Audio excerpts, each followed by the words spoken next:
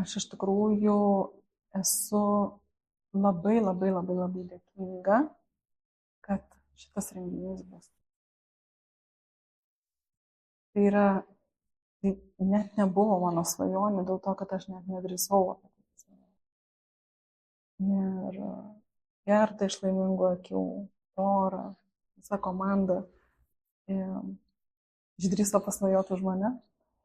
Ir net nesitikėjau, kad tai yra įmanoma iš vis padaryti. Bet tuo pačiu pagrindinė mano misija, dėl ko aš iš vis esu madoj, dėl ko dirbu šitą darbą, dėl ko kuriu, tai yra noras, kad žmonės būtų jautresni ir švelnesni savo ir kitam. Ir ypatingai savo kūnams, savo sieloms ir kitų kūnams ir sieloms. Ir per grožį.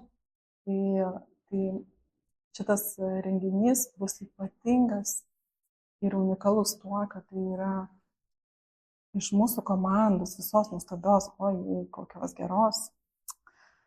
Ir kiek daug bus staigmenų iš tikrųjų per renginį, ir kiek daug kūrybiškų žmonių renkasi tam, kad šitas renginys įvyktų.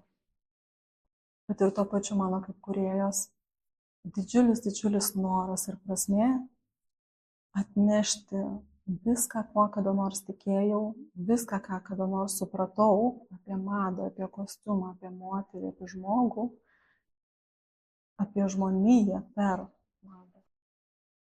Atiduoti ir padovanoti jums. Tai labai kviečiu.